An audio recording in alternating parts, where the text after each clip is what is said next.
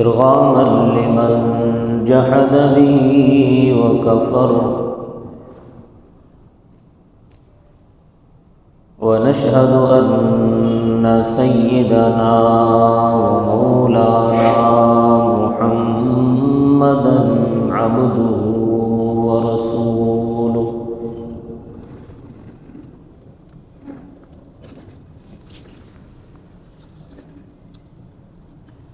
صلى الله تعالى عليه وعلى آله وأصحابه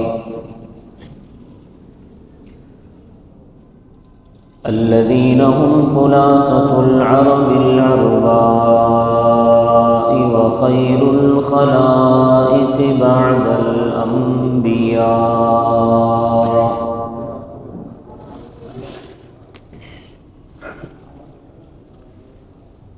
وهم كالنجوم في السماء للاهتداء والاقتداء،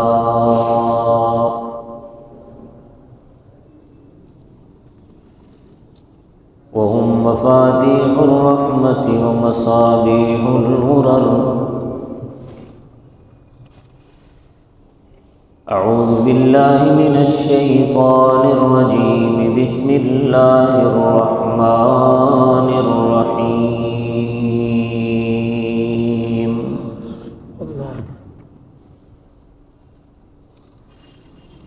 وعباد الرحمن الذين يمشون على الأرض هونا وإذا خاطبهم الجاهلون قالوا سلاما.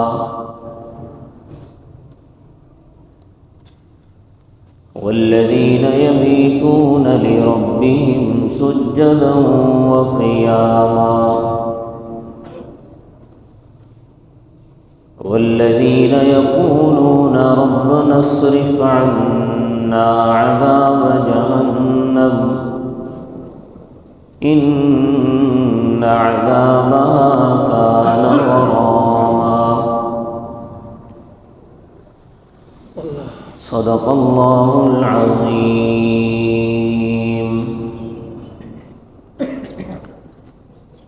رب اشرح لي صدري ويسر لي أمري واحلل عقدة من لساني يفقه قولي.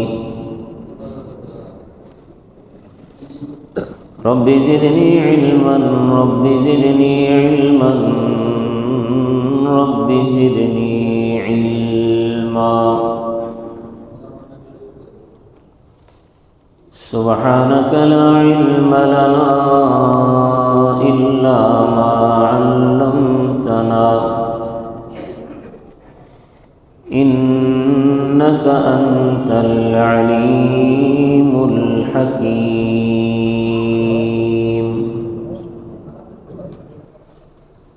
تمام حضرات درود شریف پڑھ لیں.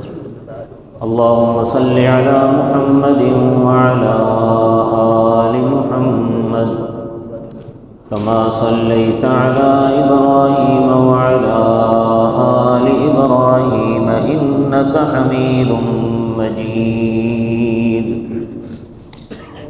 اللهم بارك على محمد وعلى آل محمد كما باركت على إبراهيم وعلى آل إبراهيم إنك حميد مجيد.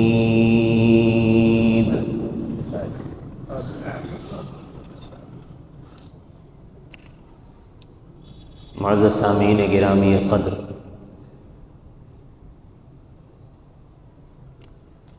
گزشتہ جمعہ آپ حضرات کے سامنے عباد الرحمن کی صفات کے سلسلے میں گفتگو کا سلسلہ شروع کیا تھا. میں نے عرض کیا تھا کہ اللہ تبارک و تعالی نے رحمان کے خاص بندوں کی کچھ صفات بیان فرمائی ہیں. جن لوگوں کے اندر یہ صفات موجود ہوں وہ اللہ کے خاص بندے ہیں۔ ان میں سے پہلی صفت کہ وہ زمین پر عاجزی سے چلتے ہیں، اس پر تفصیلی گفتگو گزشتہ جمعہ ہو چکی۔ دوسری صفت اللہ تبارک و تعالی نے یہ بیان فرمائی ہے، وَإِذَا خَاطَبَهُمُ الْجَاهِلُونَ قَالُوا سَلَامًا، کہ جب جاہلوں سے بات ہوتی ہے تو وہ ان کو سلام کر دیتے ہیں، یعنی ان سے کنارہ کشی اختیار کر لیتے ہیں۔ جاہلوں کو جواب ان کی طرح کی جہالت سے نہیں دیتے، بلکہ سلامتی کے ساتھ ان سے الگ ہو جاتے ہیں۔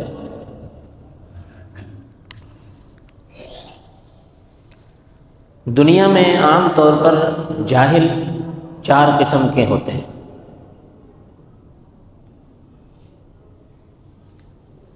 نمبر 1، جو کم عقل ہوں، بے وقوف لوگ۔ جو کم عقل بے وقوف، یہ جاہل کی پہلی قسم ہے۔ دوسرے، جو کم عقل اور بے وقوف تو نہ ہو لیکن ان کے پاس کوئی علم نہ ہو،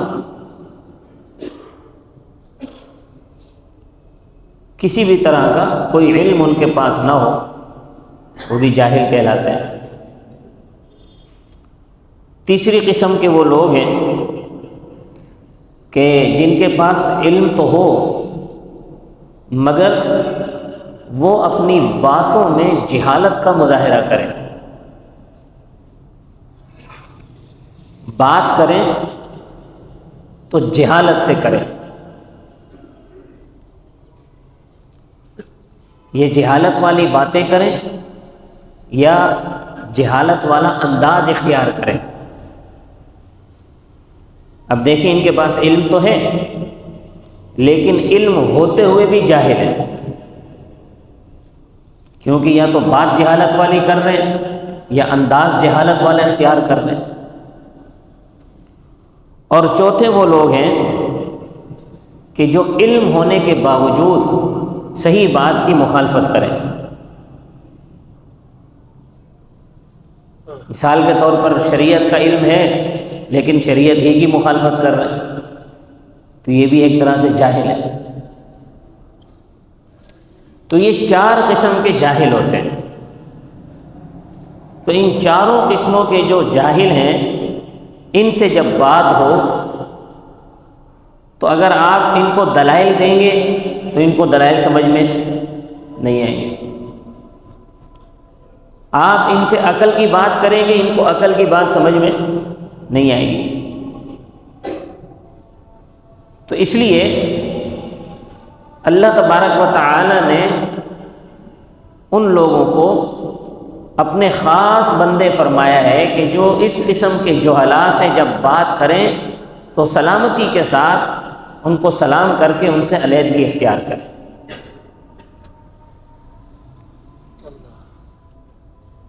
سلام بھی 2 طرح کا ہوتا ہے، ایک ہے سلام متارکہ۔ سلام متارکہ اس کو کہتے ہیں کہ آپ کی کسی جاہل سے بات ہوئی اور آپ کو پتہ چل گیا کہ یہ بندہ تو جاہل ہے، اس سے تو بات کرنا ہی فضول ہے، تو آپ اس کو سلام کر کے اس سے الگ ہو گئے، اس سے کنارہ کشی اختیار کر لی۔ یہ ہے سلام متارکہ۔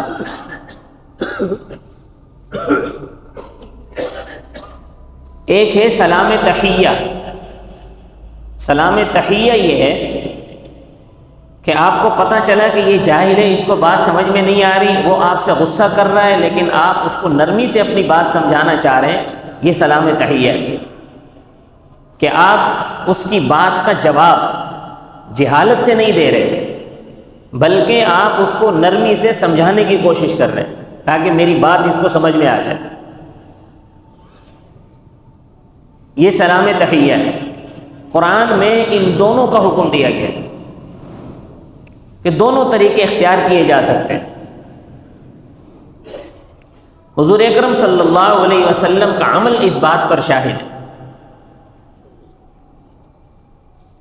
کہ مکہ میں جب آپ صلی اللہ علیہ وسلم نے توحید کی دعوت کا آغاز کیا تو مشرکین کی طرف سے، کفار کی طرف سے آپ صلی اللہ علیہ وسلم پر کون سا ظلم نہیں ڈھایا گیا؟ ظلم ڈھانا تو چلو دور کی بات ہے، زبان سے جو طعن و تشنیع کی گئی، زبان سے جو آپ کو طعنے دیے گئے،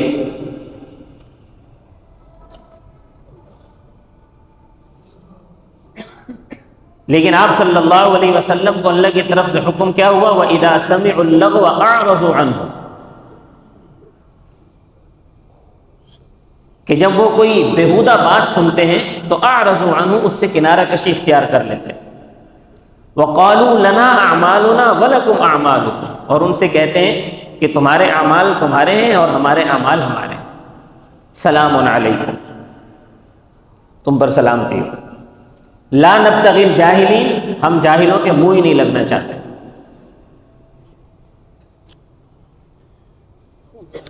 آپ صلی اللہ علیہ وسلم کو کون سا ایسا طعنہ ہے جو نہیں دیا گیا؟ آپ صلی اللہ علیہ وسلم کو کاہن کہا، آپ صلی اللہ علیہ وسلم کو شاعر کہا گیا، جادوگر کہا گیا، معاذ اللہ آپ کو پاگل کہا گیا۔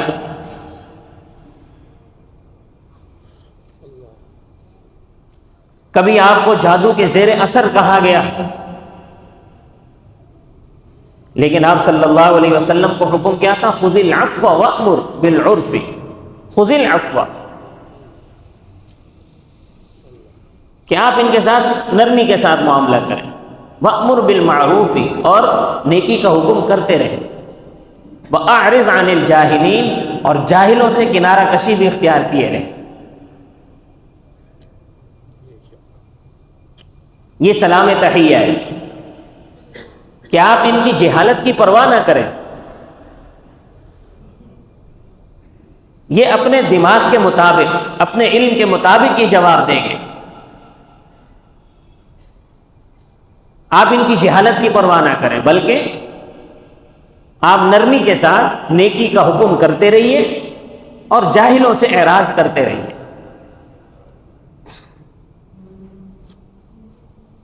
تو رحمان کے خاص بندوں کی دوسری نشانی کا حاصل یہ ہوا وَإِذَا خَاطَبَهُمُ الْجَاهِلُونَ قَالُوا سَلَامًا، کہ جب جاہل ان سے مخاطب ہوتے ہیں تو وہ ان کو سلامتی کے ساتھ ان سے الگ ہو جاتے ہیں۔ یہ خاص بندوں کی نشانی ہے۔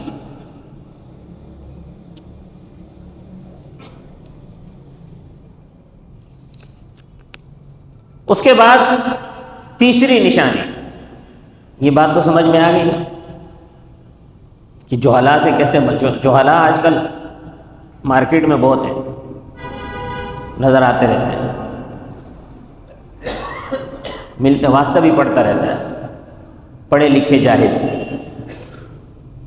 بظاہر بڑے پڑھے لکھے ہیں، بڑے سوٹڈ بوٹڈ لوگ ہوتے ہیں، لیکن ہوتے جاہل ہیں، تو ان کو ان کی ڈگریوں کا اور ان کی تعلیم کا کوئی فائدہ نہیں ہے۔ تو ایسے لوگوں کے سامنے سلام علیکم، خوبصورتی کے ساتھ ان سے علیحدگی اختیار کر لیں، ان سے لڑائی جھگڑا نہ کریں، کیونکہ لڑائی جھگڑے پر شیطان اکساتا ہے۔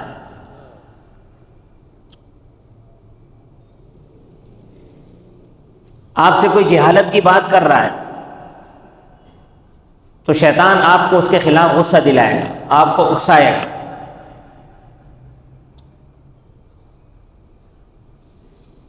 ان نزغ الشیطان بینی و بین اخوتی، لیکن اللہ کا حکم یہ ہے کہ جب تمہیں شیطان جھگڑے کے لیے ابھارے تو فاستعذ باللہ، شیطان مردود سے اللہ کی پناہ مانگو، انہ هو السمیع العلیم، اللہ سننے والا ہے اور جاننے والا ہے۔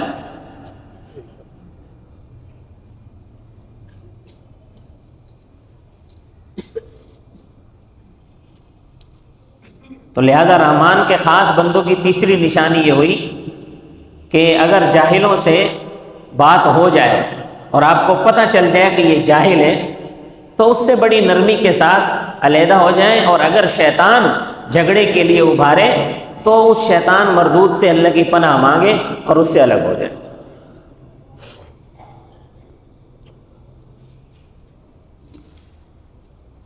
رحمان کے خاص بندوں کی تیسری نشانی والذین یبیتون لربہم سجدا وقیاما،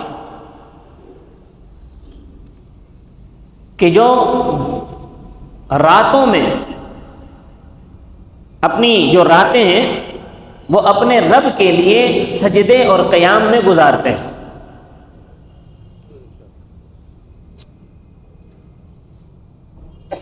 عبادتیں تو دن میں بھی کی جا سکتی ہیں،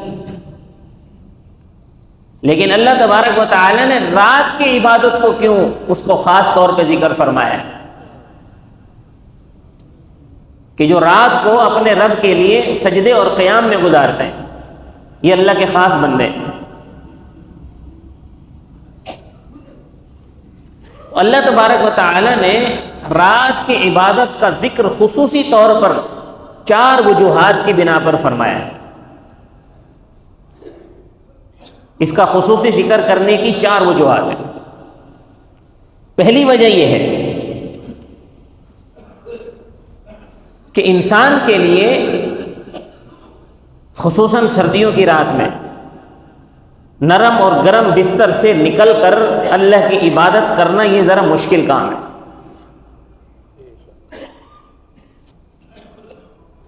تو جو آدمی رات کو اپنا بستر چھوڑ کر اللہ کی عبادت میں مشغول ہو جاتا ہے، اللہ کی یاد میں مصروف ہو جاتا ہے، گویا وہ ایک مشکل کام کر رہا ہے۔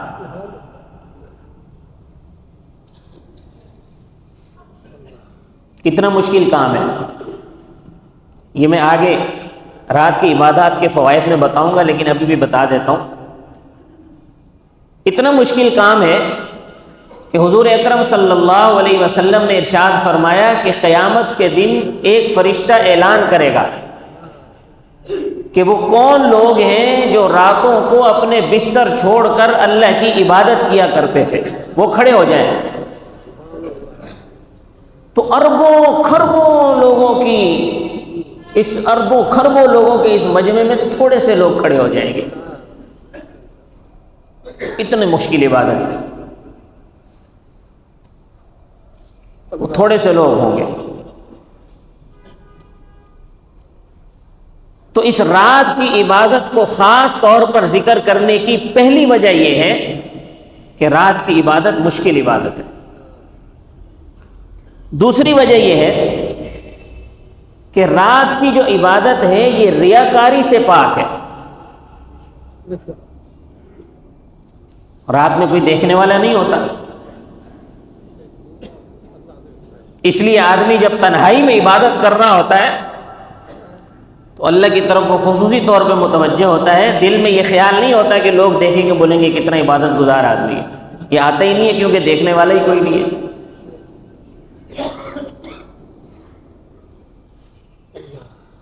وہ ایک آدمی اپنے کمرے میں، اس کے اور سارے ساتھی سوئے ہوئے تھے، تو وہ رات کو اٹھ کے عبادت کر رہا ہے، کہہ رہا ہے یا اللہ دیکھو یہ سارے سوئے ہوئے ہیں اور میں تیری عبادت میں لگا ہوا ہوں، یا اللہ میری دعاؤں قبول فرما لے۔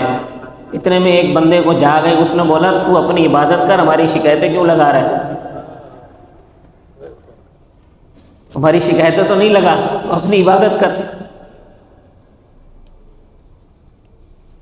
تو رات میں جب آدمی عبادت کرتا ہے تنہائی میں تو ریاکاری کا کوئی خدشہ ہی نہیں ہے، کوئی شبہ ہی نہیں ہے ریا۔ دن میں تو چلو یہ خیال آ سکتا ہے کہ فرض نماز پڑھنے گیا تو یہ خیال آ سکتا ہے کہ لوگ دیکھیں گے، کہیں گے کتنا نمازی آدمی ہے۔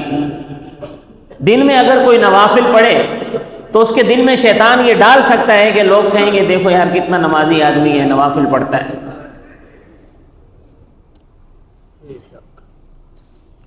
لیکن رات میں ایسا کوئی خدشہ نہیں ہے، تو اس لیے رات کی عبادت میں ریاکاری آ ہی نہیں سکتی. اس لیے اللہ تبارک و تعالی نے رات کی عبادت کو خصوصی طور پہ ذکر فرمایا. اور تیسری وجہ یہ ہے کہ رات کی عبادت میں یکسوئی زیادہ ہوتی ہے. عام طور پر دن کی عبادتوں میں دنیاوی خیالات دماغ میں بہت زیادہ آتے ہیں.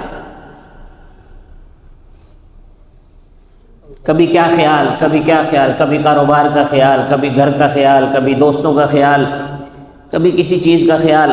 تو خیالات کی ایک پٹی چل رہی ہوتی ہے دن میں جب آدمی عبادت کرتا ہے یا نماز پڑھتا ہے.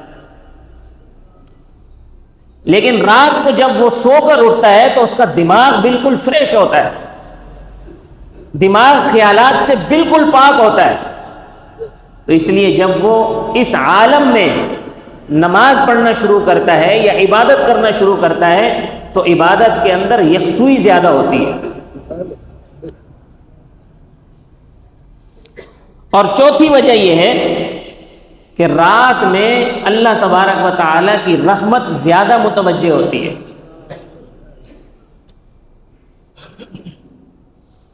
آپ نے حدیث میں سنا ہے کہ اللہ تبارک و تعالیٰ رات کے آخری پہر میں آسمان دنیا کی طرف نزول فرماتے ہیں اور اعلان کرتے ہیں کہ کوئی ہے جو مجھ سے دعائیں مانگے تو میں اس کی دعا قبول کروں، کوئی ہے جو مجھ سے مغفرت طلب کرے میں اس کی مغفرت کر دوں، کوئی ہے جو مجھ سے جنت مانگے میں اس کو جنت عطا کر دوں.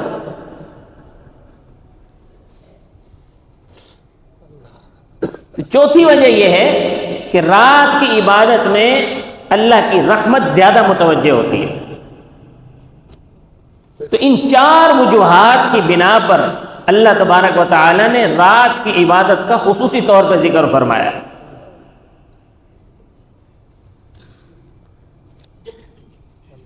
حضور اکرم صلی اللہ علیہ وسلم کو بھی رات کی عبادت کا حکم تھا. آپ صلی اللہ علیہ وسلم سے اللہ تبارک و تعالی نے فرمایا وَمِنَ اللَّيْلِ فَتَهَجَّدْ بِهِ نَافِلَةً لَكَ کہ آپ رات کے کچھ حصے میں نماز پڑھا کریں. نَافِلَةً لَكَ یہ آپ کے لیے علیحدہ عبادت ہے. عَسَىٰ أَن يَبْعَثَكَ رَبُّكَ مَقَامًا مَحْمُودًا ان قریب آپ کو اللہ مقام محمود عطا فرما دے گا.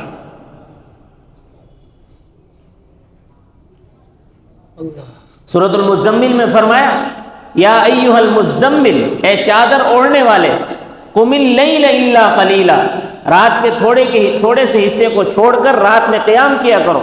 نصفہ آدھی رات، او انقص منہ قلیلا یا اس سے کچھ کم، او زد علیہ یا اس سے کچھ زیادہ، ورتل القرآن ترتیلا اور قرآن کو ٹھہر ٹھہر کر پڑھا کرو.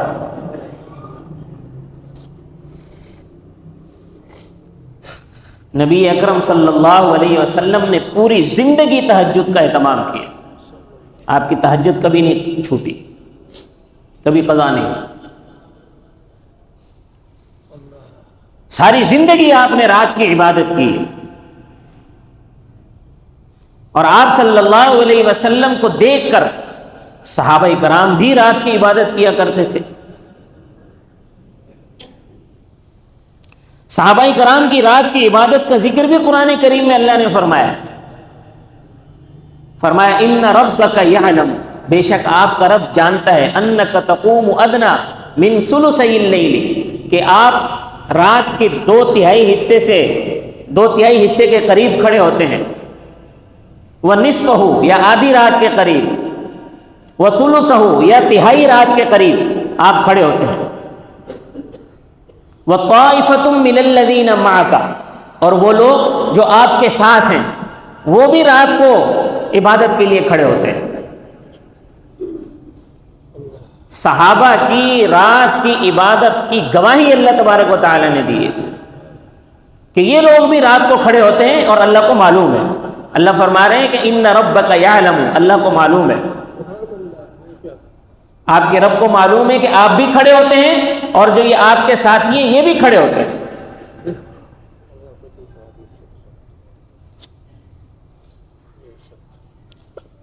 تو یہ سب رات کو کھڑے ہوتے ہیں.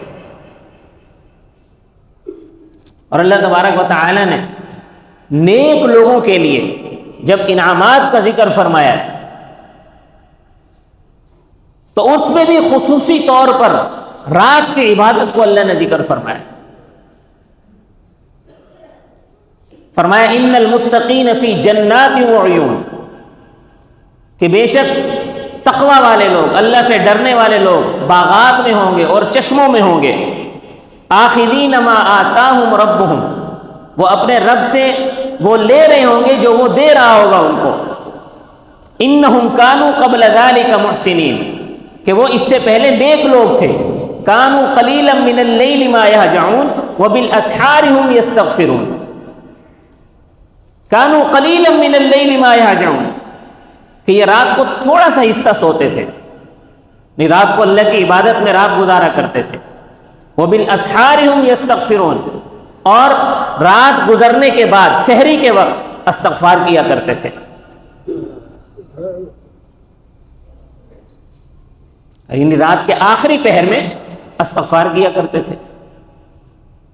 جب یہ آیت نازل ہوئی تو حضرت عائشہ صدیقہ رضی اللہ تعالیٰ عنہ نے پوچھا کہ یا رسول اللہ، ساری رات تو انہوں نے نماز پڑھی، تو اب رات کے آخری پہر میں ان کے ذمے کچھ گناہ ہوں گے، اس کی وجہ سے وہ استغفار کر رہے ہیں؟ آپ صلی اللہ علیہ وسلم نے فرمایا نہیں، یہ اللہ کے وہ نیک بندے ہیں کہ جو عبادت کرنے کے بعد اپنی عبادتوں پر اتراتے نہیں ہیں، اپنی عبادتوں پر فخر نہیں کرتے، بلکہ دل کے اندر اس بات کا ڈر موجود رہتا ہے کہیں ایسا نہ ہو کہ اللہ کے ہاں ہماری عبادت قبول ہی نہ ہو، اس لیے عبادت کرنے کے بعد رات کے آخری پہر میں استغفار کرتے ہیں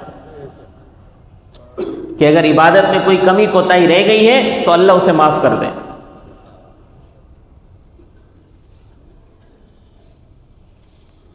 تو اس لیے رات کی عبادت کرنی چاہیے. رات کی عبادت کے فوائد بھی بہت ہیں. رات کی عبادت کے فوائد، سب سے پہلا فائدہ یہ ہے کہ رمضان کے روزے اور محرم کے روزوں کے بعد سب سے افضل ترین عبادت تہجد کی نماز ہے. سب سے بڑی عبادت تو رمضان کے روزے ہیں، اس کے بعد محرم کے روزے ہیں، اس کے بعد افضل ترین عبادت تہجد کی نماز ہے. حضرت ابو ہریرہ رضی اللہ تعالیٰ عنہ کی روایت ہے کہ حضور صلی اللہ علیہ وسلم نے فرمایا. دوسرا فائدہ یہ کہ جو لوگ رات کی عبادت کرتے ہیں انہیں اللہ کا قرب بہت جلدی نصیب ہوتا ہے. بلکہ جب ایک آدمی رات کو اٹھ کر عبادت کر رہا ہے تو وہ عبادت کے وقت اللہ کے قریب ہے، اسے اللہ کا قرب حاصل ہو گیا ہے. تیسرا فائدہ یہ ہے کہ یہ جو رات کا وقت ہے یہ دعاؤں کی قبولیت کا وقت ہے. جیسا کہ میں نے ابھی بتایا کہ اللہ تبارک و تعالی خود آسمان دنیا پر نزول فرما کر اعلان کرتے ہیں کہ ہے کوئی مجھ سے دعائیں مانگنے والا تاکہ میں ان کی دعاؤں کو قبول کروں. یہ ایسا وقت ہے کہ اس وقت میں آپ مغفرت مانگو آپ کو مغفرت ملے گی، جنت مانگو آپ کو جنت ملے گی. حضور صلی اللہ علیہ وسلم نے فرمایا کہ جب کوئی آدمی رات کو 3 مرتبہ جنت مانگتا ہے، 3 مرتبہ، تو جنت بھی اللہ تبارک و تعالیٰ سے سفارش کرتی ہے کہ یا اللہ اس کو جنت دے دے، اور اللہ پاک اس کے لیے جنت کا فیصلہ فرما دیتے ہیں 3 مرتبہ. تو دعاؤں کی قبولیت کا وقت ہے. چوتھا فائدہ یہ ہے کہ نیک لوگوں کا یہی طریقہ ہے. حضور اکرم صلی اللہ علیہ وسلم کا یہ طریقہ ہے، صحابہ کرام کا یہ طریقہ ہے، تابعین تبع تابعین، اولیاء اللہ کا اور تمام نیک لوگوں کا یہی طریقہ ہے کہ وہ اللہ سے راز و نیاز رات میں کیا کرتے تھے. اور 5واں فائدہ یہ ہے، حضور اکرم صلی اللہ علیہ وسلم نے فرمایا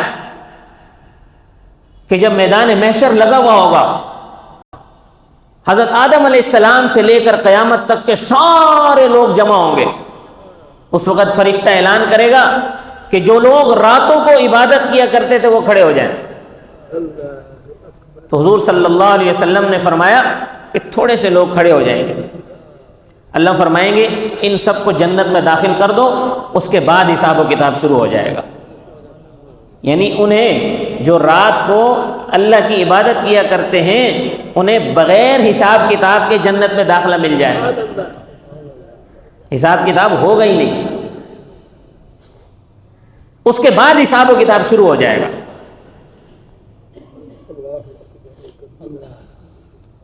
تو اس لیے اگر آپ کو یہ خطرہ ہے، خوف ہوتا ہے کہ رات کو آنکھ نہیں کھلتی، اٹھ نہیں سکتے، تو سب سے پہلے تو فجر اور عشاء کی نماز کا اہتمام کریں، کیونکہ جو آدمی عشاء کی نماز باجماعت ادا کرتا ہے پھر صبح فجر کی نماز باجماعت ادا کرتا ہے، اللہ تبارک و تعالی اس کی پوری رات عبادت میں لکھ دیتے ہیں۔ اور پھر عشاء کے بعد وتر پڑھنے کے بعد کچھ نہ کچھ نوافل کا اہتمام بھی کریں، 2 نفل پڑھ لیں، 4 نفل پڑھ لیں، اور تہجد کی نیت سے پڑھ لیں۔ اللہ تبارک و تعالیٰ کی ذات سے امید ہے کہ تہجد کا ثواب اللہ پاک عطا فرما دیں گے۔ بہتر تو یہ ہے کہ رات کے آخری پہر اٹھ کر تہجد کی نماز پڑھی جائے، لیکن اگر اس وقت نہیں پڑھ پاتے، خوف ہے کہ آنکھ نہیں کھلتی، تو پھر عشاء کی نماز کے بعد تہجد کی نیت سے کچھ نوافل پڑھ لیا کریں، تو اللہ پاک ضرور اجر عطا فرمائیں گے تہجد کا۔ اور تیسرا کام کرنے کا یہ ہے کہ پابندی سے اہتمام کے ساتھ ادا کریں، پابندی سے۔ دیکھیں اللہ تبارک و تعالیٰ کو وہ عمل پسند ہے جو تھوڑا ہو مگر پابندی سے ہو، جو ایسا ہو کبھی کر لیا کبھی نہیں کر لیا، کبھی کر لیا تو بہت زیادہ کر لیا، نہیں کیا تو چھوڑ ہی دیا، اس طرح کا عمل اللہ کو پسند نہیں ہے۔ تو اللہ کو پسند وہ عمل ہے جو روزانہ کیا جائے، اگرچہ تھوڑا ہو۔ 2 رکعت نفل نماز پڑھیں، روزانہ پڑھ رہا ہے، اور ایک آدمی ہے کہ کبھی 20 رکعت نفل نماز پڑھ دیتا ہے، کبھی جو ہے وہ 4 رکعت نفل نماز پڑھ دیتا ہے، کبھی بالکل ہی چھوڑ دیتا ہے۔ یہ آدمی اللہ کو اتنا پسند نہیں ہے جتنا وہ آدمی پسند ہے کہ جو روزانہ 2 نفل پڑھتا ہے، وہ اللہ کو زیادہ پسند ہے۔ تو اس لیے ان کاموں کا اہتمام کریں، فجر اور عشاء کی نماز باجماعت اہتمام کے ساتھ ادا کریں، اور عشاء کی نماز کے بعد کچھ نوافل کا اہتمام کریں تہجد کی نیت سے، اور پابندی کے ساتھ ادا کریں۔ تو عباد الرحمن جو اللہ کے خاص بندے ہیں، ان کی تیسری صفت یہ ہے والذین یبیتون لربہم سجدا وقیاما، جو اپنی راتوں کو اللہ کے لیے قیام اور سجدے میں گزارتے ہیں۔ اللہ تبارک و تعالی مجھے اور آپ کو عمل کی توفیق عطا فرمائے۔ وما علینا الا البلاغ۔